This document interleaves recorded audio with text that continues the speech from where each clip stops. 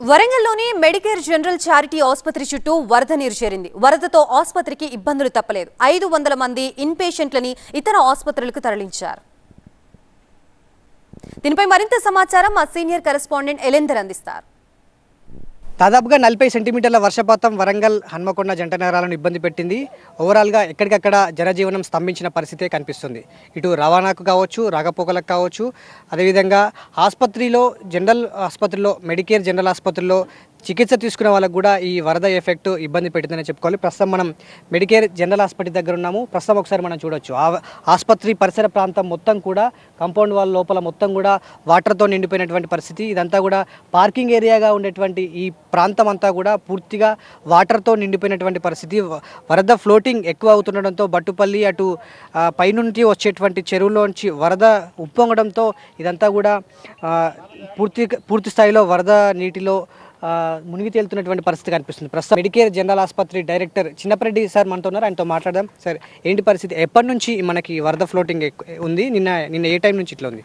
నిన్న సాయంత్రం 6 గంటల నుంచి ఈ యొక్క వరద ప్రభావం అనేది మెడికేర్ జనరల్ హాస్పిటల్ మాత్రమే కాదు, చుట్టుపక్కల ఉన్న అనేక ప్రాంతాలలో కూడా ఈ యొక్క ఎఫెక్ట్ అనేది పడటం జరుగుతుంది.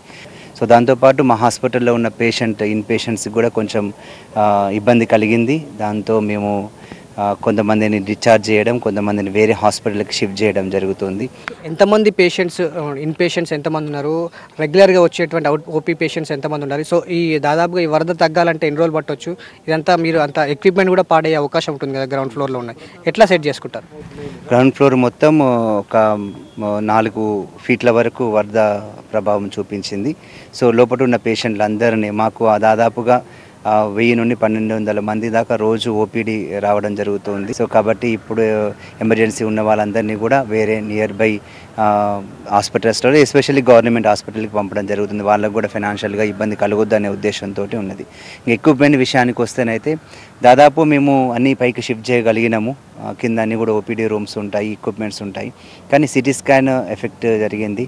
సో మాకు సిటీ స్కాన్ వల్ల ఫ్యూ ల్యాక్స్ ఆఫ్ ఎక్స్పెండిచర్ అయ్యే అవకాశాలు కూడా ఉంటుంటాయి.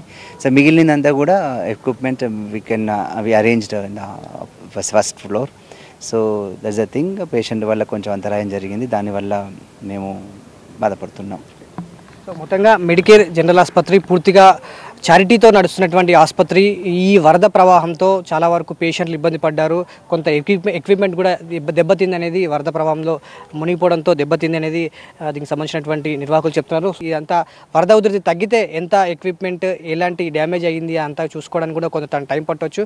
సో కొంతవరకు ఆస్తి నష్టం జరిగినప్పటికీ కూడా పేషెంట్లకు ఎలాంటి ఇబ్బంది కలగకుండా సకాలంలో స్పందించి షిఫ్ట్ చేయగలిగామని చెప్పేసి నిర్వాహకులు చెప్తారు.